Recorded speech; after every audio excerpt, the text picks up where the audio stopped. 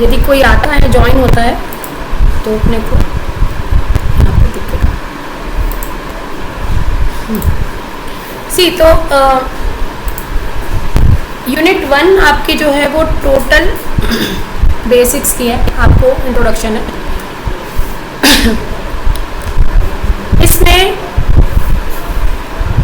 Accounting के basic concepts, ठीक।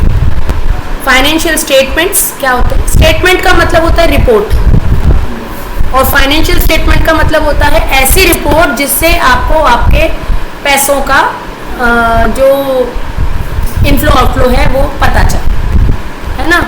और फाइनेंशियल स्टेटमेंट एनालिसिस मतलब कि पिछले 2-3 सालों के या पिछले 2-3 महीनों के जो भी स्टेटमेंट होंगे उनको एनालाइज करना है आपको। तो कैसे एनालाइज करके, उसको एनालाइज करके क्या कंक्लूड निकलता है, ठीक। कॉस्ट सेंटर, कॉस्ट सेंटर माने कि यदि कोई व्यापारी एक से ज़्यादा जगह पर उसके दुकानें हैं या एक से ज़्यादा जगह से वो कमाता है, तो कॉस्ट मानी लागत, सेंटर मानी केंद्र। तो यदि किसी व्यापारी के एक से ज़्यादा जगह पर लागत लगी है तो कैसे हिसाब रखे, तो उसके लिए है शब्द cost centre. Basic concept of inventory, inventory मतलब दुकान में बेचे जाने वाला सामान, उसका बेसिक कंसेप्ट कि उसको कैसे हिसाब रखेंगे, है ना। टेली कॉन्फ़िगरेशन, यहाँ से बात आ जाती है सॉफ्टवेयर की। टेली कॉन्फ़िगरेशन मतलब अब सॉफ्टवेयर पे आ गया कि सॉफ्टवेयर की सेटिंग कैसे करनी है, ठीक है।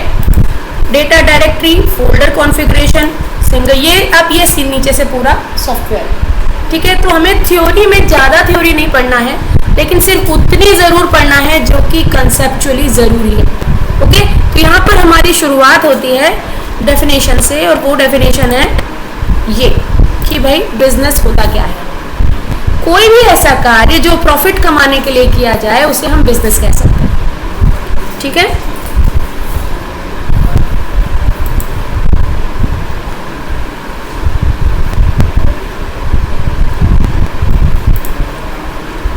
अब उसमें क्या धर्मशाला आएगा क्या इस बिजनेस में? क्या आप धर्मशाला को बिजनेस में रख सकते हैं?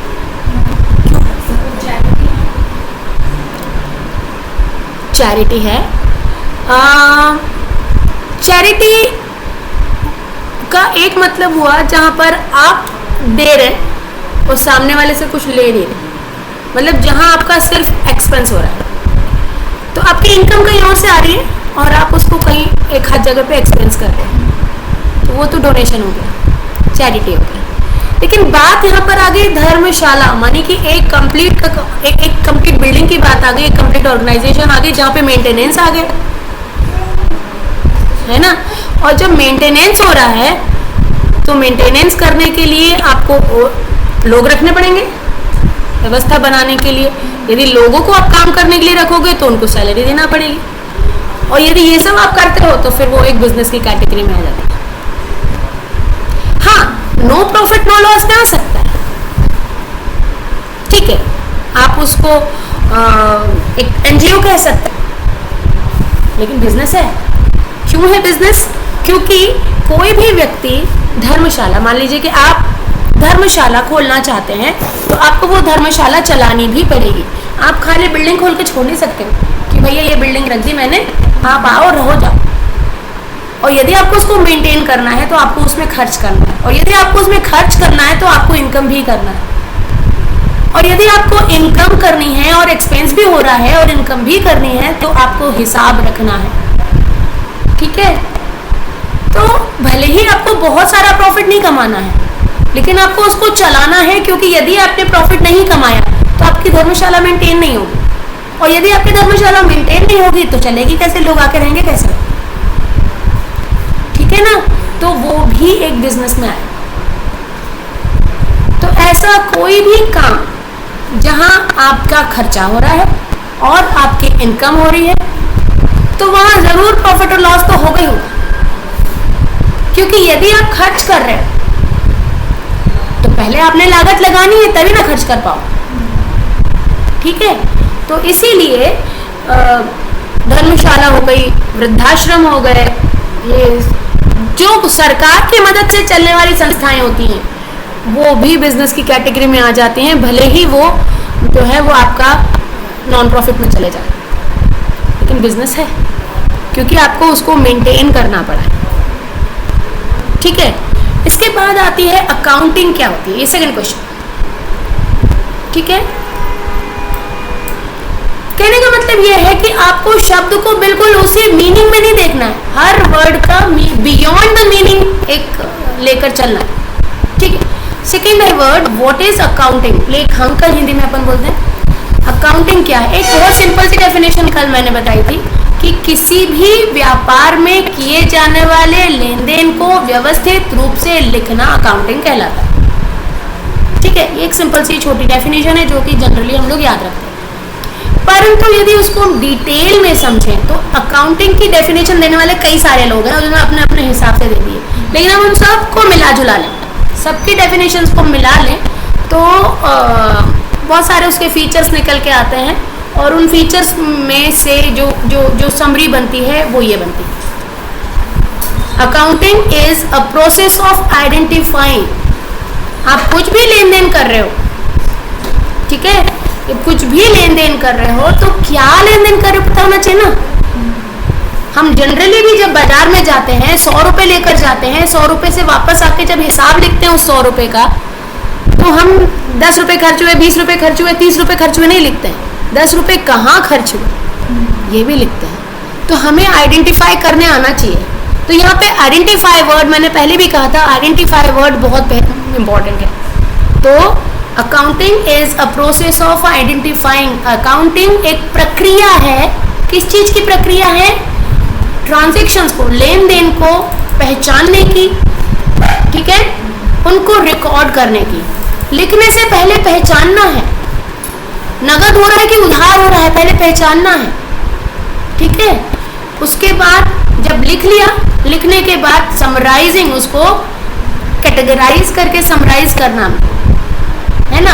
अभी दुकान पे सुबह से लेके शाम तक लड़का खड़ा हुआ है और उसके पास एक ही काम है, कस्टमर आ रहा है, वो सामान दे रहा है और पट से डायरी में लिख ले रहा है, तो वो तो उसका हौच पौच हो गया ना, मिक्सिंग हो गया। उसमें उसने उधारी वाले को भी लिख दिया है, उसमें नगद वाले को भी लिख दिया है, उसमें उसने वो जो 2-5 खुले पैसे वाले लोग होते हैं वो भी लिख दिए हैं। आजकल तो पेटीएम ऑनलाइन चल गया है तो वो भी उसमें लिख रखा है, ठीक है। कुछ हिसाब उसके पास उसकी मशीन में है ऑनलाइन, तो कुछ हिसाब उसकी डायरी में लिखे हुए, कुछ हिसाब वो बोल के चला गया है, लिखो मत मैं आके देता हूं वाला, ऐसे भी होते हैं। तो ये सारी चीजें उसको याद रखनी है। तो at the end of the day, होता है कि नहीं होता, at the end of the day वो दुकानदार के लिए बहुत ज्यादा जरूरी है कि वो दिन भर के जितने भी ट्रांजैक्शंस उसने हुए हैं वो उसको लिखे, और लिखने के बाद, लिख तो वो ऐसे भी रहा है लेकिन ऐसे लिखे कि उसको समझ में आए, तो उसको बोला जा रहा है समराइज करना, है ना। समराइज का एक दूसरा हम सेंस में समझ सकते हैं कि कैटेगराइज करना, मतलब हम उसको छांट के रखें। हम देखेंगे आगे कि उसको कैटेगराइज करने के लिए उन्होंने ग्रुपिंग कर ली, किस तरीके के ट्रांजैक्शन मतलब कहाँ रखने हैं, ऐसे ग्रुपिंग कर लेते हैं। और जब ग्रुपिंग कर लेते हैं, जब छटनी हो जाती है कि कौन कौन से कैसे कैसे ट्रांजैक्शन कितने कितने हुए हैं, तो फिर आसानी से जो है वो रिपोर्ट बन जाती है, और उन रिपोर्ट्स को बोली जाती है फाइनेंशियल रिपोर्ट्स, ठीक है। और ये फाइनेंशियल रिपोर्ट की जरूरत ही क्या है भाई, मेरी दुकान मेरा पैसा, मैं क्यों बनाऊं फाइनेंशियल रिपोर्ट, क्या जरूरत है? क्या आप में से कोई बता सकता है कि किसी भी व्यापार में किए जाने वाले खर्चों की फाइनेंशियल रिपोर्ट बनाने की आवश्यकता क्या है? चलो मैं मानती हूँ आप नहीं भी बनाते हो, तो भी आप आखिरी में पन्ने, कॉपी के पन्ने पलट पलट के तो हिसाब लगाते रहते हो, उसको ही रिपोर्ट मान लो। क्या जरूरत है उसको बार बार चेक करने की, पिछले महीने के साथ अगले महीने को टैली करने की?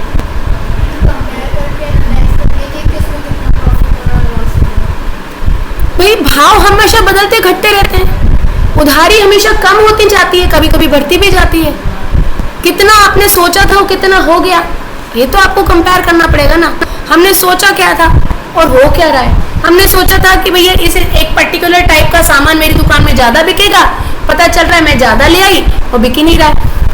तो बिक रहा है या नहीं बिक रहा है, ये मुझे हर बार मैं दुकान का सामान ऐसे गिनती करते थोड़े ना बैठूं, मेरे पास रख रजिस्टर में लिखा हुआ है कि मैं खरीद के कितना लाई थी और मेरे रजिस्टर में लिखा हुआ है मैंने बेचा कितना, तो मुझे हिसाब पता चलता है। तो फाइनेंशियल रिपोर्ट जो होती है वो हमारे द्वारा किए जाने वाले जो भी लागत है उसका पूरा हिसाब रहता है, हमारी इनकम का, हमारे एक्सपेंसेस का, हमारी लाइबिलिटीज़ का, इन सब का जो होता है वो हिसाब होता है, वो जो मुझे उस फाइनेंशियल रिपोर्ट से मालूम चलता है। इसीलिए फाइनेंशियल रिपोर्ट बहुत इंपॉर्टेंट होती है। और इस रिपोर्ट को देख के हम कर क्या लेंगे बताओ जी? चलो माना कि पिछले महीने ज़्यादा खर्चा हो गया था, इस महीने कम खर्चा हो गया, हमें पता चल गया, तो बताइए इसका फ़ायदा क्या हुआ? ये रिपोर्ट को मिल जाने का फ़ायदा क्या हुआ? फाइनेंशियल रिपोर्ट यदि मैं बनाती हूँ तो इसका बेनिफिट क्या है? मुझे इम्प्रूव करना है। माने कि यदि मुझे मालूम है कि गड़बड़ कहाँ है तब तो मैं कोई डिसीजन लूँ ना। यदि मुझे पता है कि मैंने सोचा कि अरे फॉर एग्जांपल दिवाली का सीज़न है और मैंने दिवाली में बिकने लायक कोई सामान लेकर आए और मैंने तो सोचा कि मैं अपनी दुकान पे सेल करती हूँ, ओके। और आफ्टर दिवाली जब मैं हिसाब लगाती हूँ तो मुझे पता चलता है कि अरे तो जैसा सोचा था वैसा कुछ हुआ नहीं। नतीजा क्या होगा? नतीजा में मैं डिसीजन लूँगी कि अगली बार जो है मैं वो चीज़ ना लाऊं या कम लाऊं, है ना। तो यहाँ पे क्या हो रहा है? डिसीजन हम ले रहे हैं, इसको बोलते हैं डिसीजन मेकिंग, ठीक है।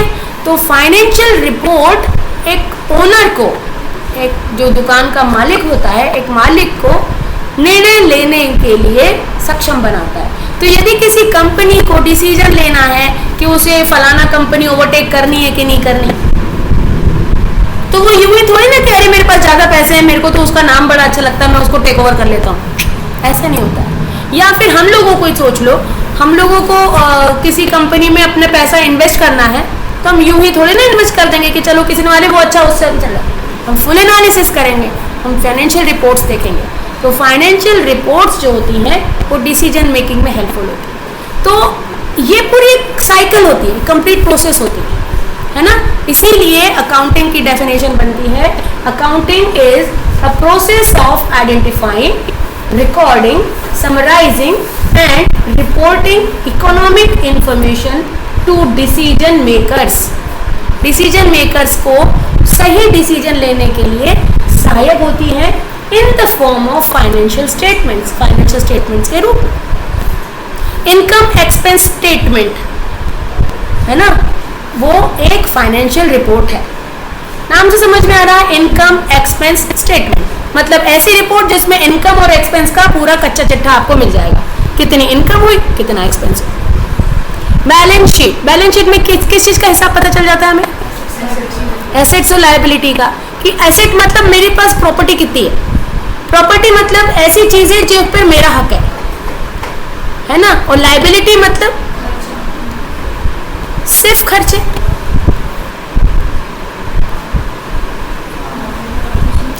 लायबिलिटी मतलब वो चीजें जिन्हें हम यूज कर रहे हैं पर वो हमारी नहीं है। यहाँ डेफिनेशन में थोड़ा अंतर हो जाएगा। ऑब्वियसली खर्चा लायबिलिटी है, लेकिन खर्चे को अलग कैटेगरी में रखा गया है, ठीक है। मानिए कि आपका ट्रांसपोर्ट का बिजनेस है। अब ट्रांसपोर्ट के बिजनेस के लिए आपको गाड़ी चाहिए, गाड़ी के लिए पैसा नहीं है, आपने गाड़ी फाइनेंस करवाई, गाड़ी फाइनेंस करवाई तो गाड़ी तो आपके पास आ गई ना, वो गाड़ी आप यूज कर रहे हो, उस गाड़ी से आप ट्रांसपोर्ट का काम कर रहे हो, तो वो तो आप चला तो ऐसे रहे हो जैसे आपकी है ना। लेकिन एक्चुअली वो आपकी नहीं है, क्योंकि वो फाइनेंस हुई है, उस पर हक फिलहाल उस बैंक का है जिसने आपको वो फाइनेंस करके दी है। तो वो गाड़ी आपका एसेट हो सकती है, लेकिन वो बैंक जिसने उसको फाइनेंस किया है वो आपका लायबिलिटी है, ठीक है। तो ऐसी चीजें जिनको आप यूज कर रहे हो लेकिन उस पर आपका पूरा मालिकाना हक नहीं है, तो ऐसी चीजें जो होती हैं वो लायबिलिटी के अंदर आ जाती हैं, ठीक है। तो डेफिनेशन आपको समझ में आई। यहाँ पर हिंदी में एक बार रिपीट करती हूँ, अकाउंटिंग एक प्रक्रिया है किसी भी व्यापार में किए जाने वाले लेन देन को पहचानने की, फिर पहचान कर उन्हें रिकॉर्ड करने की, फिर उन्हें सारांशित या समराइज करने की, समराइज करके रिपोर्ट बनाने की, ताकि वो डिसीजन मेकर्स मतलब निर्णय लेने वाले लोगों के लिए सहायक हो। अब ये डिसीजन मेकर्स होते कौन? किसको हम डिसीजन मेकर बोले? क्या सिर्फ मालिक एक डिसीजन मेकर है? नहीं, मालिक का तो डिसीजन सिर्फ अपने व्यापार तक सीमित है कि मैं दुकान खोलूं, मैं दुकान नहीं खोलूं, मैं अपनी दुकान बढ़ाऊं ना बढ़ाऊं। लेकिन उस दुकान में इंटरेस्ट लेने वाले जो डिफरेंट पार्टीज होती हैं, दे ऑल आर जो है वो पार्ट वो कहलाएंगे डिसीजन मेकर्स का। कोई कस्टमर क्यों चाहेगा कि वो आपके कंपनी में इन्वॉल्व हो? क्योंकि आपकी कंपनी की फाइनेंशियल स्टेटमेंट उसको अट्रैक्ट कर रही है ना। तो यहाँ पर कुछ एग्जाम्पल्स हैं, आप देख सकते हैं। सप्लायर, कस्टमर, एम्प्लॉई, ठीक है ना। बैंक, जो इक्विपमेंट सप्लायर्स होते हैं, बिल्डिंग्स वाले जो होते हैं, बिल्डिंग्स हो गई, इन सब कुछ इनके जो चीज़ें सप्लाई करने वाले लोग होते हैं वो हो गए, लेंडर्स हो गए, ओनर्स हो गए। ये जितने भी लोग हैं ये सब के सब पार्टीज कहलाए, ठीक है। यहाँ पर नीचे हमने 3 अलग से नाम भी लिख रखे हैं, स्टूडेंट्स, होलसेलर, डिस्ट्रीब्यूटर, ये मैं अलग से लिखे हैं। ये जो है, ये जो ऊपर के जो नाम है ये कॉमन नेम है जो किसी भी प्रकार के बिजनेस में आप फिट कर सकते हैं। लेकिन नीचे जो नाम है ये किसी भी बिजनेस में फिट होने वाले नहीं है। यानी कि अभी स्कूल के केस में या फिर आपकी कोचिंग क्लास है तो कोचिंग क्लास के केस में होलसेलर का कोई काम नहीं है ना। दवाइयों के केस में फार्मेसी की दुकान है तो वहाँ पे डिस्ट्रीब्यूटर का यूज होता है। स्कूल कोचिंग है तो वहाँ पे स्टूडेंट्स होते हैं। कोई भी बच्चा किसी भी कोचिंग में क्यों जाएगा? क्योंकि उस कोचिंग का पिछला रिकॉर्ड अच्छा होगा, अदरवाइज यूं ही नहीं चला जाए। किसी भी डॉक्टर के क्लिनिक में हम तब जाते हैं जब हमें पता है कि हाँ भैया वहाँ का रिकॉर्ड अच्छा है। ऐसे ही कहीं नहीं चलाता कि भैया डॉक्टर लिखा है तो चलते बने। तो हर व्यक्ति को जो कि कमाने के लिए बैठा हुआ है उसको साबित करना होता है कि वो भरोसेमंद है, ठीक है। और बिजनेस का दूसरा नाम ही भरोसा है, बिजनेस भरोसे पर ही चलता है, ठीक है। तो ये जो है ये आपका अकाउंटिंग का डेफिनेशन। क्या आप लोगों को समझ में आया? मुझे दोबारा बताने की जरूरत तो नहीं, हालांकि मैंने 2 बार बोला है फिर भी, ठीक है ना। आगे बढ़ते हैं। अब यहाँ पर एक बार शब्द था फाइनेंशियल स्टेटमेंट्स। फाइनेंशियल स्टेटमेंट्स मतलब कि फाइनेंशियल रिपोर्ट्स, ऐसी रिपोर्ट जिसे पता चले कि बिजनेस कैसा चल रहा है, अच्छा बुरा, प्रॉफिट में जा रहा है कि लॉस में जा रहा है। तो यूँ तो बहुत सारी रिपोर्ट्स होती हैं, लेकिन 2 रिपोर्ट्स बहुत इंपॉर्टेंट होती हैं, प्रॉफिट एंड लॉस रिपोर्ट और बैलेंस शीट। ऐसे तो ट्रायल बैलेंस भी होता है ना। और कौन कौन सी रिपोर्ट्स होती हैं? रिपोर्ट्स के नाम बता सकते हैं आप? ट्रायल बैलेंस होता है और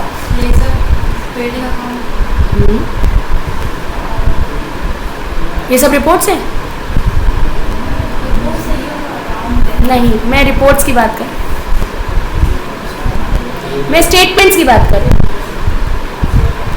स्टेटमेंट मतलब एक कंप्लीट रिपोर्ट जिसमें पिछले 1 महीने भर का पूरा या 1 साल भर का पूरा, पिछले कुछ दिनों का पूरा हिसाब पता चल जाए।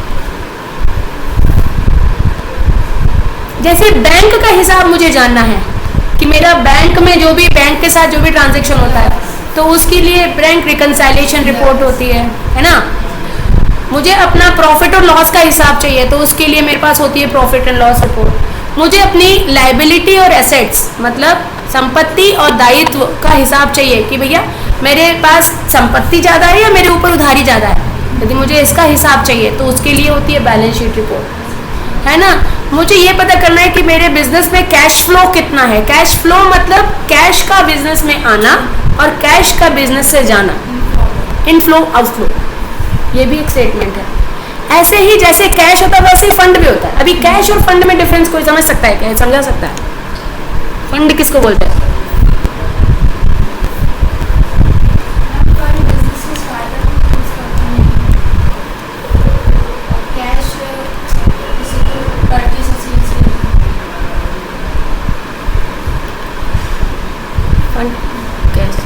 फंड भी होता तो कैश के फॉर्म में है, होता तो कैश की फॉर्म में, फिर भी हम फंड को अलग रखते हैं और कैश को अलग रखते हैं।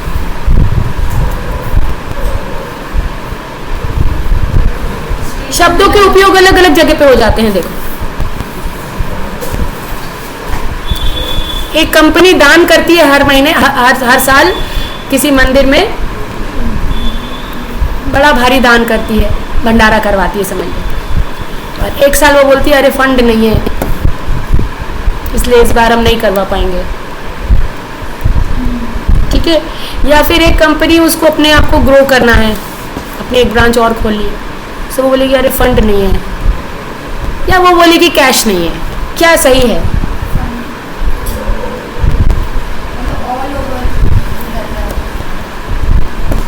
चलो हम फंड का वो देखते हैं, शाब्दिक अर्थ, मतलब डिक्शनरी मीनिंग।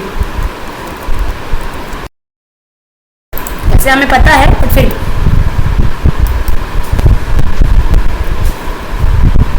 वर्ड क्या बताता है?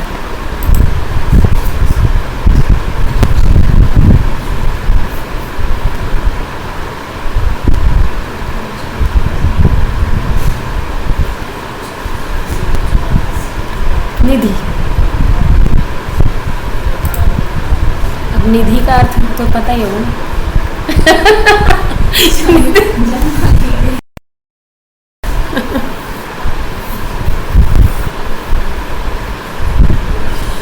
जो आपकी सेविंग्स होती हैं उसको हम फंड बोलते हैं। ओके, ये आसान था ना? क्लियर है या डाउट है? क्लियर है ना? ठीक है। सो एक बिजनेस में एक ओनर होता है जो कि अपना पैसा लगाता है, ठीक है। वो अपना, उसका खुद का कुछ फंड हो सकता है क्योंकि वो अपने बिजनेस में इन फ्यूचर या कभी इमरजेंसी के लिए रख के रखता है कि मैं लगाऊंगा। लेकिन यहाँ पे एक और चीज़ होती है, यहाँ पे अलग अलग पार्टीज भी होती हैं जो कि आपके बिजनेस में पैसा लगाना चाहते हैं, है ना, वो भी पैसा उसके अंदर आ जाता है। तो यहाँ पर मायने थोड़े से बदल जाते हैं। तो हमको ये देखना है कि मेरे बिजनेस में कितना फंड आया, मतलब कितना सेविंग्स जो है वो मेरे बिजनेस को ग्रो करने के लिए इन्वॉल्व हुआ, है ना। और मुझे देखना है कि कैश का किस तरीके से लेन देन हुआ। तो इनकम एक्सपेंसेस का हिसाब किताब जो है वो कैश फ्लो में देखा जाएगा कि क्या परसेंटेज के हिसाब से कैश फ्लो जा रहा है। यानी कि आप कमाई तो महीने में एक बार करते हो, खर्चा महीने में पूरा 30 दिन करते रहते हो। तो कैश का इनफ्लो तो कम हुआ, आउटफ्लो ज़्यादा हुआ, जाता ज़्यादा है। हम लोगों के घरों में इनफ्लो कम होता है एक ही दिन, सैलरी वाले दिन, और आउटफ्लो ज़्यादा होता है, महीना भर खर्चा ही खर्चा, है ना। लेकिन यदि बिजनेस की बात करें तो डेली इनफ्लो आउटफ्लो होता है। आप कुछ लोगों को देते हैं और कुछ लोगों से लेते भी हैं, है ना। तो ये भी स्टेटमेंट्स होते हैं। लेकिन ये सारे स्टेटमेंट्स बाद की बात होती हैं जब हमें समझ में आने लगे। मेन जो 2 स्टेटमेंट है वो है आपके profit and loss report and balance sheet. ये रिपोर्ट्स जो होती हैं वो 2 कॉलम की रिपोर्ट होती है, इनमें 2 कॉलम्स होते हैं, और पहले कॉलम में एक्सपेंस होता है, दूसरे कॉलम में इनकम होता है, और बैलेंस शीट में पहले कॉलम में एसेट्स होता है, दूसरे में लायबिलिटी होता है। लेकिन पहले में जब आप आते हैं ना, आप में से जिसने भी थ्योरेटिकल अकाउंटिंग पढ़ी होगी, तो यहाँ पे बहुत जगह ऑब्जेक्शन हो जाते हैं हमको, क्योंकि किताबों में हमने कुछ नियमों के हिसाब से पढ़ा है ना, हमने बिल्कुल फिक्स पढ़ा है कि ये यही होना चाहिए, ये यही होता है, ठीक है। लेकिन जब हम बात करते हैं सॉफ्टवेयर की, तो सॉफ्टवेयर के साथ एक चीज जुड़ जाती है कि सॉफ्टवेयर यूजर की आसानी के लिए बनाया जाता है, तो कुछ नियमों को तोड़ दिया जाता है। तो कोई जरूरी नहीं है कि यहाँ ये एसेट रखे और यही लायबिलिटी रखे। मेरी मर्जी में यहाँ लायबिलिटी, यहाँ एसेट रखना चाहूँ, मैं 2 कॉलम नहीं, मैं 1 कॉलम देखना चाहूँ। तो ये कुछ छूट हैं जिनके नहीं होने से या होने से कोई खास फर्क नहीं पड़ जाना, वो छूट सॉफ्टवेयर हमको दे देता है, ठीक है। तो वो चीज़ें सेटिंग्स में आती हैं, वो कॉन्फ़िगरेशन में जाता है, वो हम कॉन्फ़िगर कर सकते हैं, वो यूजर की पसंद के ऊपर निर्भर करता है, ठीक है। पर यहाँ पर जो लिखा है कि 2 कॉलम रिपोर्ट, ये आपका डिफॉल्ट है किताबों में जो आपको दिया है कि ऐसा ही उसका एक कॉमन स्ट्रक्चर होता है। 2 कॉलम होते हैं, एक तरफ एसेट, एक तरफ लायबिलिटी। या एक तरफ लाइबिलिटी एक तरफ एसेट जैसे, ठीक है। तो इससे उन लोगों को आसानी हो जाती है जिन्होंने कॉमर्स के की प्रैक्टिस नहीं है, मतलब बेसिक्स की प्रैक्टिस नहीं है, उनके लिए आसान हो जाता है, क्योंकि उन्हें अब क्या करना है, उन्हें अब याद कुछ नहीं रखना, अब उन्हें सिर्फ आइडेंटिफाई करना है और उनको सिर्फ सॉफ्टवेयर में कैसे एंट्री करना है ये याद है। टेली सॉफ्टवेयर के अंदर जो रूल्स हैं वो पूरे बाकायदा सेट है, लेकिन यूजर के ऊपर छोड़ा गया है। यदि यूजर ने गलत इनपुट दिया तो वो रिपोर्ट गलत बना देगा, पर फिर भी जहां जहां रोक टोक करनी चाहिए वहां पर उन्होंने कंडीशन लगा कर रखी, यूजर से मिस्टेक नहीं होती। यदि यूजर से मिस्टेक हो तो सॉफ्टवेयर उसको एक्सेप्ट ही नहीं करता, ये कंडीशन लगी हुई है हर जगह, लेकिन उसके लिए हमको सॉफ्टवेयर के नियमों के हिसाब से चलना पड़ेगा। लेकिन मार्केट में क्या होता है, जब हम हमारे जैसे प्रोफेशनली जब ये टैली सीखने के बाद जब आप बाहर जाके काम करते हैं तो मार्केट में सीधे तरीके से कोई काम नहीं करता, सब शॉर्टकट में काम करते हैं। और जहां पर बात आती है शॉर्टकट में काम करने की, वहां पर आपको अपना दिमाग यूज करना पड़ेगा, क्योंकि वहां पे पूरी जिम्मेदारी यूजर की हो जाती है और उसको ध्यान रखना पड़ेगा कि किसको कहाँ रखना है। यदि वो सॉफ्टवेयर के रूल्स के हिसाब से चलेगा तो उससे मिस्टेक्स नहीं होंगे, ठीक है। हम ये दोनों चीजें देखेंगे, आप इससे आपका इससे पाला पड़ेगा, आपको समझ में आएगा, ठीक है। अब बात आती है, समझ में आया आप लोगों को। नेक्स्ट है अकाउंट्स क्या है। परिभाषा तो मैंने यहाँ लिख रखी है, क्या आप मुझे समझा सकते हैं?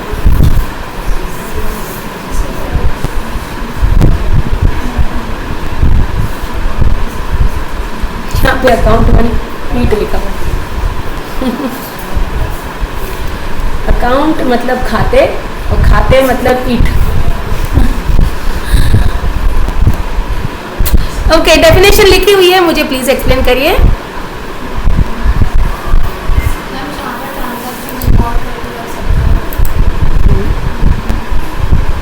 ये तो इस डेफिनेशन का मीनिंग हुआ, आपने जो बुक्स में पढ़ा है डेफिनेशन खाता अकाउंट का।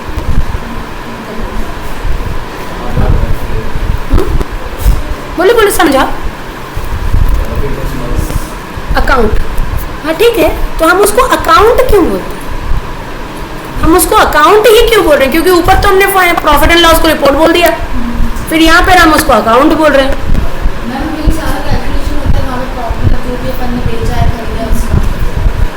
अकाउंट के लिए ना हिंदी में एक शब्द होता है नामे,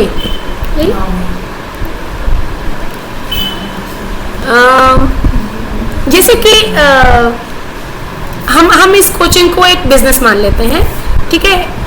अब यहाँ पर स्टूडेंट्स है 1 2 3 4 5 6 7 स्टूडेंट्स, ठीक है। अब ये पूरे 7 स्टूडेंट्स फीस देते हैं, तो मैं क्या करूंगी, फीस मैं फीस दूंगी, आप लोग मुझे फीस देंगे, मैं आपको रसीद दूंगी, है ना।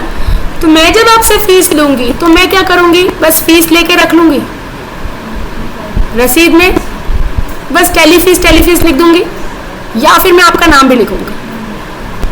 आपका नाम लिखूंगी, क्यों लिखूंगी, क्या फायदा? आइडेंटिफाई करने के लिए कि भैया किसने पैसे दिए, उसकी टोटल फीस कितनी थी और उसने कितना दिया और उसका बैलेंस कितना बचा, उसका नील हुआ है कि नहीं हुआ है, उसने दिया भी है या नहीं दिया है, ये हिसाब यदि मुझे रखना है तो मुझे उसका नाम लिखना है ना। तो हम उस नाम के साथ लिख रहे हैं, जिससे भी हम पैसा ले रहे हैं या जिसको भी हम पैसा दे रहे हैं, हम उस नाम के साथ लिख रहे हैं, ठीक है ना। इसीलिए उस नाम से बना नामे, और उस नामे का हिंदी में अर्थ हो जाता है इंग्लिश में account, in the account of बोला जाता है, ठीक है। अब बारी आती है मेरी ये वाली जो डेफिनेशन मैंने लिख रखी इसकी, ठीक है। ये तो मीनिंग जिसको समझ में आ गया, लेकिन नहीं आया तो हमें हल्के में समझना है, इजी में। तो मेरे पास बहुत सारे, हम इसी की बात लेते हैं, अब मेरे पास सब स्टूडेंट्स हैं और फीस मंथली चलती है मान लो, ठीक है। अब मैं हर पन्ने पे मतलब लाइन से ऐसे लिखूंगी तो मेरा तो मिक्स हो जाएगा ना, आखिरी में मैं ढूंढती रहूं सबका नाम, गड़बड़ नहीं हो जाएगा। मेरे लिए फायदेमंद क्या रहेगा, मेरे लिए फायदेमंद रहेगा कि मैं एक पन्ने पे एक बच्चे का नाम लिख दूं और आगे एक इंडेक्स बना दूं, पेज नंबर 1 पे हेमा, पेज नंबर 2 पे निधि, पेज नंबर 3 पे भारती, तो जब भी मुझे भारती फीस देगी मैं पेज नंबर 3 पे पहुंच जाऊं, जब भी मुझे हेमा फीस देगी मैं पेज नंबर 1 पे पहुंच जाऊं। तो मेरे लिए फायदा क्या होगा कि मेरे को इकट्ठा हेमा का हिसाब एक ही पेज पे मिल जाएगा, निधि का हिसाब एक पेज पे मिल जाएगा। तो वो जो पेज है उसको मैं अकाउंट बोलूंगी, क्योंकि उस पेज में मुझे केवल एक ही व्यक्ति की संपूर्ण जानकारी मिल रही है। संपूर्ण जानकारी माने सिर्फ कैश की, ठीक है, एक व्यक्ति के द्वारा दिए गए कैश की जानकारी।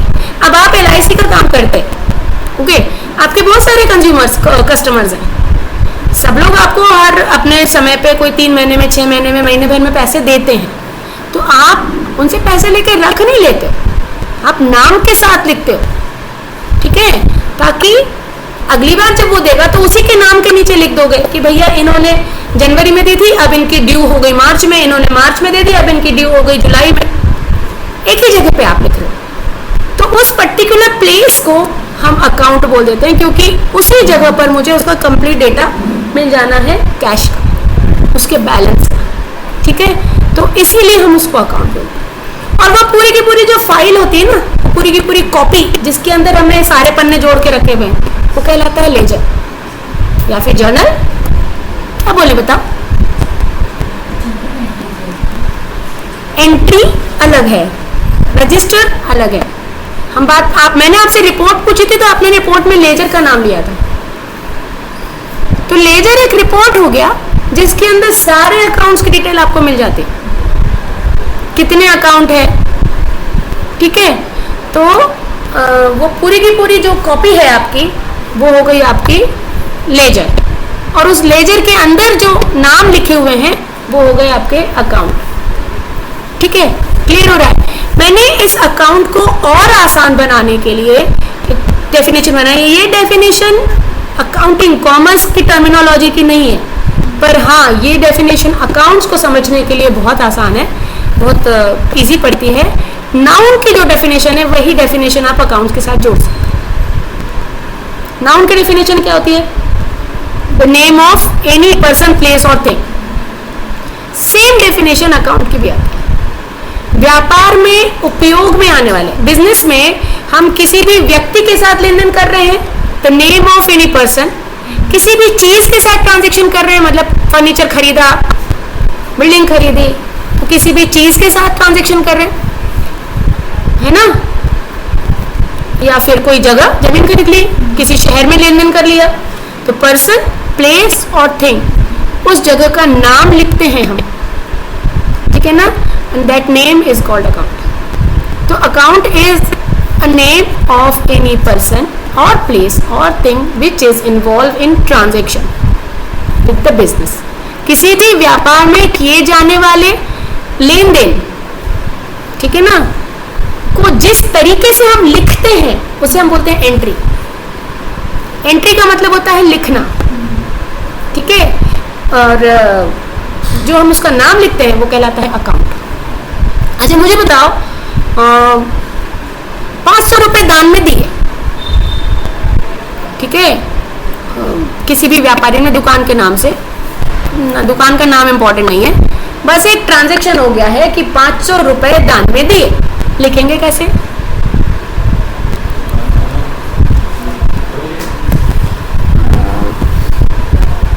यहाँ लिखो या थोड़ा ऊपर लिखो, यहाँ लिखती हूँ।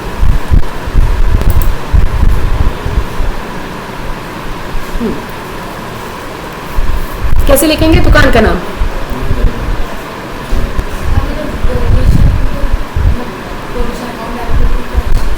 डोनेशन का। दुकान का नाम की यहाँ पे जरूरत नहीं है। दुकान का नाम तो तब आएगा जब वो दुकान, आपका कोई अकाउंट हो, लेकिन आप तो खुद ही दुकान मालिक हो ना, आपकी दुकान से तो खर्चा हो रहा है, तो ये तो ऑब्वियस है कि आप ही की दुकान से खर्चा हुआ है। लेकिन आपके दुकान में पैसा अलग अलग जगह से आ सकता है। आपकी दुकान में से यदि आप 500 रुपए खर्चा कर रहे हो, दान दे रहे हो, तो 500 रुपए आप कैश गले में से निकाल के भी दे सकते हो, 500 रुपए आप फोन पे भी कर सकते हो, 500 रुपए का आप चेक भी दे सकते हो, है ना। तो वो 500 रुपए आप अलग अलग जगह से दे सकते हो। वो जो अलग अलग जगह के नाम है वो आपके अकाउंट के नाम हो, ठीक है ना। आपने आपने कैश अकाउंट में से पैसा दे दिया, आपने बैंक में से पैसा निकाल कर दे दिया, तो ये जो बैंक का नाम, कैश का नाम, ये हो गया आपका अकाउंट। किसको दिया? अब वो गणेश जी वाले आए, ठीक है, अब वो एक समिति तो है नहीं, और वो समिति कोई भी हो सकती है, XYZ, आपको समिति से तो मतलब नहीं, लेने वाला कोई भी हो सकता है, एक इंसान या ग्रुप ऑफ पीपल, आपको उससे मतलब नहीं। इंपॉर्टेंट क्या है, आपको पता है कि वो 500 रुपये आपके गए और वापस नहीं मिलने वाले, उससे कोई बेनिफिट नहीं होने वाला है, ठीक है, मतलब 500 रुपये आपके खर्चा हुए हैं, ठीक है, तो आप ये तो नहीं लिख सकते कि 500 रुपये खर्च हुए, लेकिन फिर आपको ये लिखना जरूरी है कि 500 रुपये कहाँ खर्च हुए, तो 500 रुपये दान में गए, ताकि बाद में आपको अपने दिमाग में मेहनत ना करनी पड़े कि 500 रुपये मैंने कहाँ खर्च किए, तो वो डोनेशन वर्ड लिखना बहुत जरूरी। तो डोनेशन शब्द जो है वो अकाउंट कहलाएगा, कैश दिया है वो एक अकाउंट कहलाएगा, बैंक से दिया है तो बैंक का नाम एक अकाउंट कहलाएगा, ठीक है। तो कोई भी ऐसा नाम जो कि किसी भी लेन देन में इन्वॉल्व हो रहा है उसे हम अकाउंट कहेंगे, ठीक है। अब बारी आती है लिखने की, तो इन्होंने क्या कहा, कैसे बोला था आपने,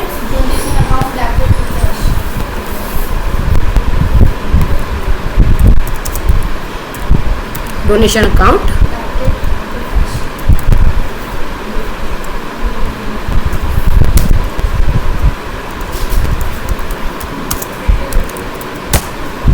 बस पैसे कहाँ लिखो, कितने डोनेट किए वो क्रेडिट और डेबिट का प्रॉब्लम है। यहाँ पर ना एक स्ट्रक्चर होता है, यहाँ पर जो ये जो होता है ना, DR का मतलब होता है डेबिट, और इस डेबिट के आगे आप जो भी लिखोगे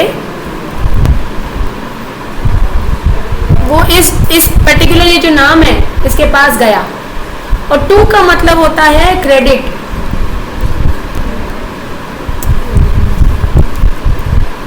इसके पास से गया, जिसका जेब खाली हुआ, जिसका बैलेंस कम हुआ वो हो गया टू, और जिसके बैलेंस बढ़ गया, जिसके पास पैसा चला गया वो हो गया DR।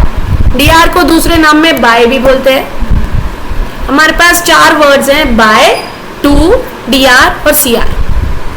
बाय और DR एक जैसा, टू और CR एक जैसा, ठीक है। ये जो स्टाइल है ये आपकी एंट्री स्टाइल है, जर्नल एंट्री इसी को बोलते हैं।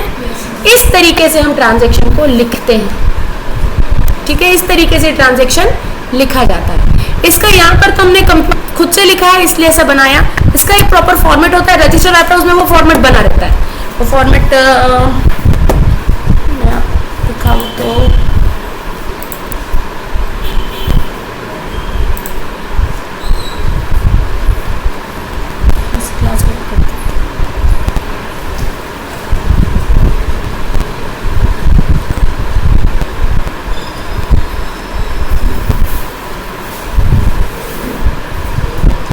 में से हिंदी मीडियम वाले कम है ना बच्चे, ज़्यादातर इंग्लिश मीडियम है ना। ये देखिए ऐसे ये फॉर्मेट होता है। सबसे पहले हम लिखते हैं डेट, कौन सी तारीख को हमने लेन देन किया, फिर हम लिखते हैं पर्टिकुलर्स, मतलब कौन सा account, name of the account to be debited, मतलब किसके पास पैसा जा रहा है, name of the account to be credited, किसके पास से पैसा जा रहा है, मानी आप मुझे दे रहे हो तो मेरा अकाउंट डेबिटेड और आपका अकाउंट क्रेडिटेड, ओके। उसके बाद वाउचर नंबर, रसीद का नंबर, उसके बाद यहाँ आता है लेजर फोलियो। लेजर फोलियो मतलब पेज नंबर, जैसा मैंने कहा कि हम पेज नंबर डाल देते हैं, किस पेज पे किसका नाम लिखा हुआ है वो पेज नंबर आ गया। फिर डेबिट कितना अमाउंट, ये अब ये 500 था तो 500 यहाँ लिख देंगे, और क्रेडिट। और अब कभी ऐसा होता नहीं है कि मैंने दिए 500 और सामने वाले को मिले 400, ऐसा होता है क्या? और यदि ऐसा होता है तो बचा हुआ पैसा कहाँ गया वो लिखा जाता है। जैसे कि मैंने आपको दिए 500, लेकिन 500 में मैंने आपको 90 रुपये डिस्काउंट दिए हैं, तो नहीं, आपने मुझे 90 रुपये डिस्काउंट दिए हैं, तो मैंने तो मतलब मेरे बनते तो 500 हैं, लेकिन आपको मिल रहे कितने 410, 90 कहाँ जा रहे हैं, डिस्काउंट में जा रहे हैं, तो वहाँ पे वो डिस्काउंट का नाम लिखना जरूरी, तभी 500 500 बराबर होगा। यदि आपने कहा कि हाँ इनने दिए 500 और हमने लिए 410, तो 90 गया गायब, वो आपको बाद में दिक्कत कर जाएगा। तो हमें हर बात का नाम लिखना बहुत ज़रूरी है कि कौन सा पैसा कहाँ से आया, कौन सा पैसा कहाँ गया, कहाँ किस पैसे को जोड़ा गया, ठीक है। और ये जो हम इस तरीके से जब हम लिखते हैं, इसको बोलते हैं जर्नल एंट्री करना, है ना। और इसको लिखने के मतलब कब हम किसको डेबिट में लिखेंगे और कब हम किसको क्रेडिट में लिखेंगे, ये कहलाते हैं रूल्स ऑफ अकाउंटिंग, ठीक है। और इन अकाउंटिंग रूल्स को अपन यदि याद कर लेते हैं तो आपको एग्जाम में लिखने के लिए आसान है, लेकिन बेसिकली मतलब शॉर्ट में यदि समझने की बारी है तो आप बस इतना समझ लीजिए कि आपको लेन देन को आइडेंटिफाई, जैसे परिभाषा को हमेशा याद रखिए, प्रोसेस ऑफ आइडेंटिफाइंग, आइडेंटिफाई कर लीजिए। आइडेंटिफाई कर लेना है कि कौन सी दो पार्टियां हैं, जिस पार्टी के पास से पैसा जा रहा है उसके सामने क्रेडिट में लिखा जाएगा, और जिस पार्टी के पास पैसा जा रहा है उसके सामने आप डेबिट में लिख दो। तो ये तो वो शॉर्ट बट ये नॉन टेक्निकल है, ठीक है ना। इसको आप समझने के लिए वाली बात है ये, ताकि गलती ना हो। लेकिन यदि लिखने की बात हुई तो आपको उसकी भाषा में लिखना पड़ेगा, what comes in what goes out. ये गोल्डन रूल्स ऑफ अकाउंटिंग कहलाते हैं, ठीक है। तो समझ में आया आप लोगों को।